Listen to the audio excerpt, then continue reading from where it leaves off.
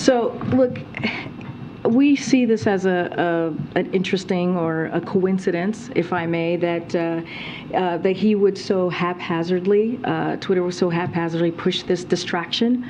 That is a full of old news, if you think about it. And at the same time, Twitter is facing very real and very serious questions about the rising volume of anger, hate, and anti-Semitism on their platform, and how they're letting it happen. And, the president said last week, more leaders need to speak out and reject this. And it's very alarming and very dangerous. All right, guys, so we got to talk about the mainstream liberal media's coverage of the explosive Twitter files, which exposed politicians, mainly Democrats, overwhelmingly Democrats, trying to collude with Twitter to censor content or political speech that does not fit their agenda, that doesn't look good for their candidate. Democrats went as far as to pressure Twitter to censor the Hunter Biden story, a story that could have had an effect on the outcome of the 2020 election. Okay, this is an explosive story that was deemed to be Russian disinformation from the mainstream liberal media. They've been proven to be wrong, that this story is a story that Joe Biden was running around with his son, selling themselves like prostitutes to foreign countries. And because of that, Joe Biden may be compromised. This is a national security issue. But hey, if you listen to the mainstream liberal media, you would think that Hunter Biden's laptop is not about that, right? It's actually really about Hunter Biden's penis, right? No, seriously. The mainstream liberal media wants you to think that the Twitter files and the Hunter Biden laptop story is about Hunter Biden's penis. Right? They're saying, well, the right is upset because they can't post Hunter's nudes online. Right? Again, it's kind of funny how that works because they don't want to talk about it. Right? They're talking about what Trump is putting out there on Truth Social instead of this. News is kind of slow. And this is clearly the biggest story in the country right now.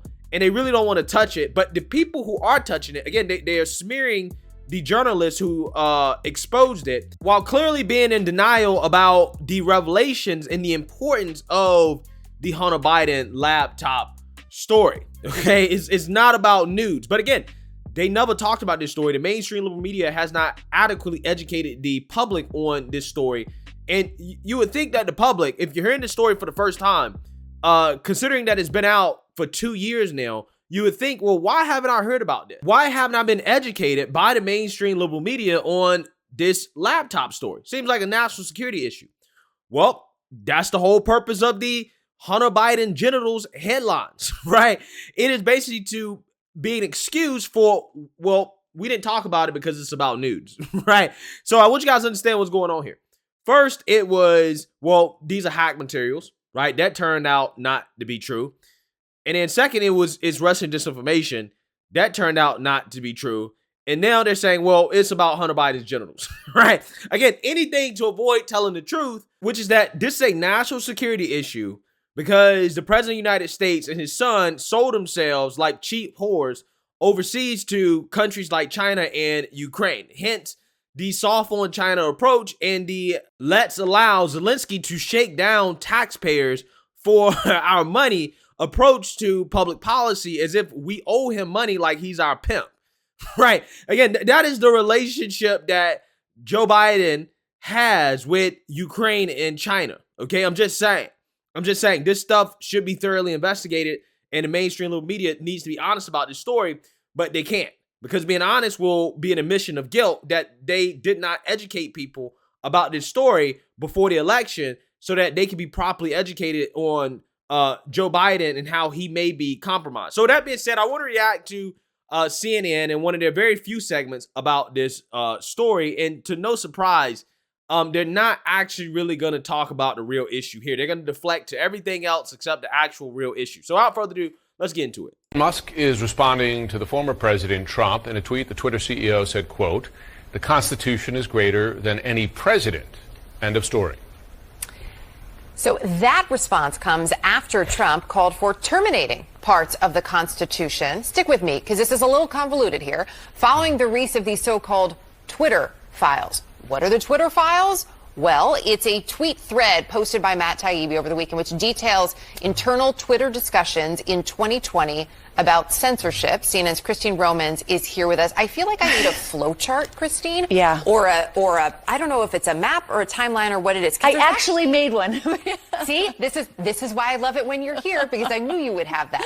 There are a lot of steps to this. So if we let's start out with these so-called Twitter files that were released over the weekend, which were supposed to show what? Well, they were released to a writer who then had a long tweet thread about them. All right. So right off the bat here, I want you guys to notice the dismissiveness from the mainstream liberal media when it comes to Matt Taibbi.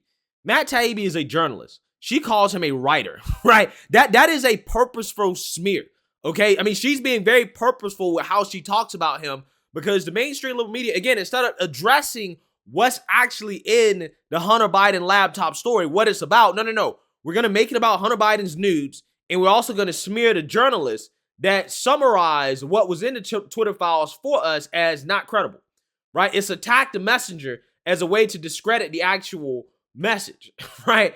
Which is that Democrats colluded with big tech and that the Hunter Biden story is actually a real thing.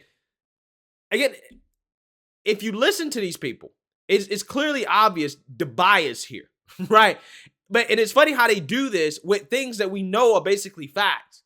But when it comes to things that fit the Democrat narrative, aka Russiagate, right? They don't have any real proof or evidence to back that stuff up. They treat that as if that's gospel, right? The Democrats and what they're putting out there is gospel, even though it is purely speculation, okay? It's not based on any solid journalism whatsoever. It's just funny how that works. On the right, it's a conspiracy until it eventually becomes a proven fact. On the left, it is a proven fact until it eventually becomes a conspiracy. That's kind of how it works. So they weren't released to the public so everyone could see exactly what this was. But these are documents related to the internal discussions at Twitter in 2020 around a laptop that was found at a laptop repair shop that contained all kinds of really outrageous stuff from the president's son. Okay, but what is the outrageous stuff, right? What is it? You should go into details about what is it? What are the accusations? What is the main explosive things that are in the laptop story, right? Again, they want to make it about Joe Biden's son, but it's not just about his son. Joe Biden is also in there as well. Again, this is what frustrates me about the mainstream liberal media. Right. And inside Twitter, what you can see are all of these people who work there saying, is this real? This feels like Russian disinformation. Maybe it is real. Real arguments about how they should treat this material in an election year. No, it's not. Right? No, it's not. It's not a real argument. It's not a real argument. You had no proof that this was Russian disinformation, but you ran with it anyways. No proof, right? No proof that this was hacked materials either, but that's what they did. Again, and if you read the Twitter files, they realize pretty quickly that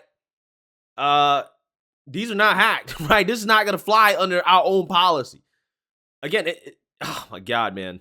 Now, what some want you to think is that this was censorship by big tech, and that's why the president is saying you should throw out the Constitution because big tech is in cahoots with American democracy. That's what. Yeah, they can't keep Trump's name out of their mouth, right? Everything has to be, but Trump. Okay, Trump put out a truth that was admittedly very poorly worded, right? And there's two ways you can interpret the truth. The first way, the most cynical way, the way that the mainstream liberal media is interpreting it, is that Trump's saying that you have to terminate the Constitution in response to his beliefs about the 2020 election, right? That's the first way. The second way to interpret it, which is the more generous way to interpret it, is that Trump is saying that because of his beliefs about the 2020 election, because he believes those things happen, that effectively terminates the Constitution. Okay, as in we're not following the rules of law anyways. So again, the Constitution's been terminated because we're not following it. Those are the two ways you can actually interpret that truth. I'll leave it up to you guys to decide how you want to interpret that. But again, this is what they're talking about. More so than the Twitter files, right? They're talking about Trump's truths.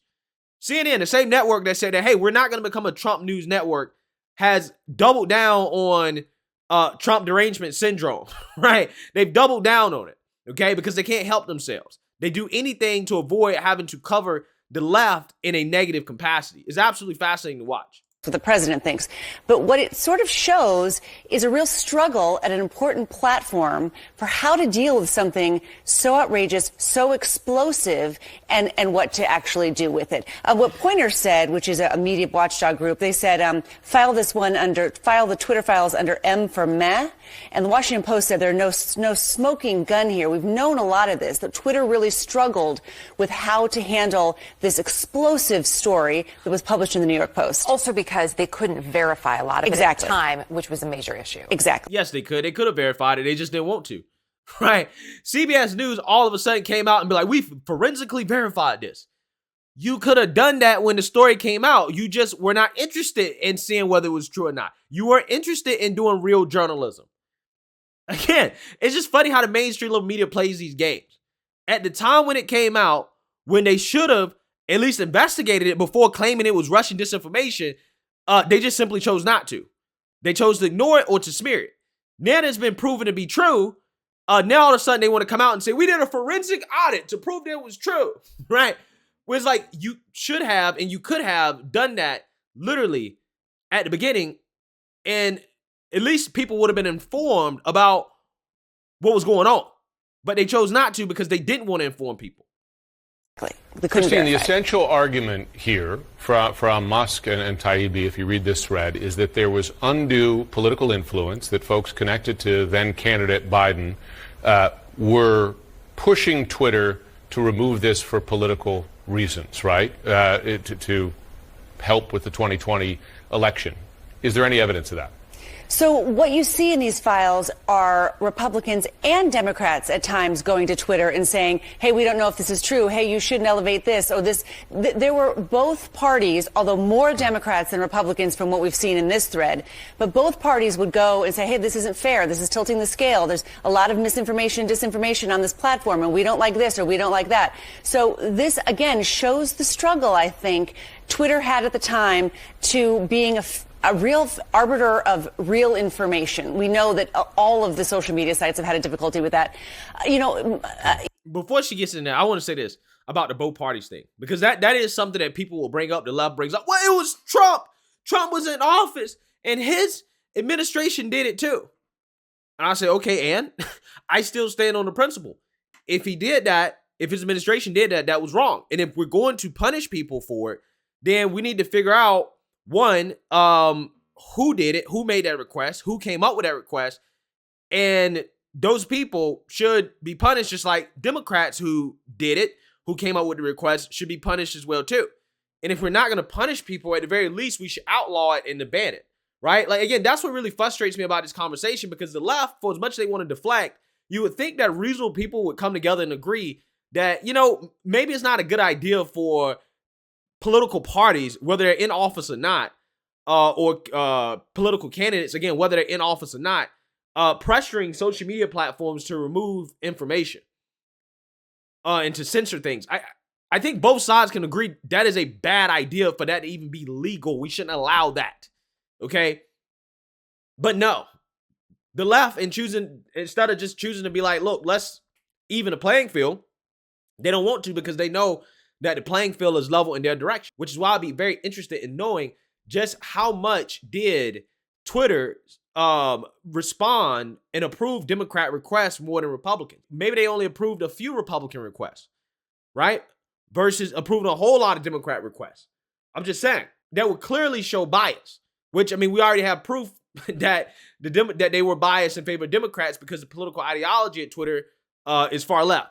Elon Musk is teasing, I guess, that there's going to be even more that will be coming from these so-called Twitter files via Taibbi, this writer who has disdained, frankly, the mainstream media before. So we'll see what comes next, but he's not releasing it sort of to the public. He's releasing it to another voice to distill it, to see what was actually going on behind the scenes at Twitter at the time. So AKA, they're upset that Elon Musk is not giving it directly to the mainstream liberal media, so they can put their spin on it, right? Which is that it's a nothing burger, okay? It's meh, nothing here. Guy hasn't even released all the stuff yet. He just released the first part. Let's wait and see, okay, what else he releases before we come to more conclusions. But I just got a feeling that Elon Musk is not making these claims lightly. If he really feels like, Democrats went out of their way to try to interfere in the election, he's going to come with, you know, a whole lot of receipts and evidence to back that up, which he already has.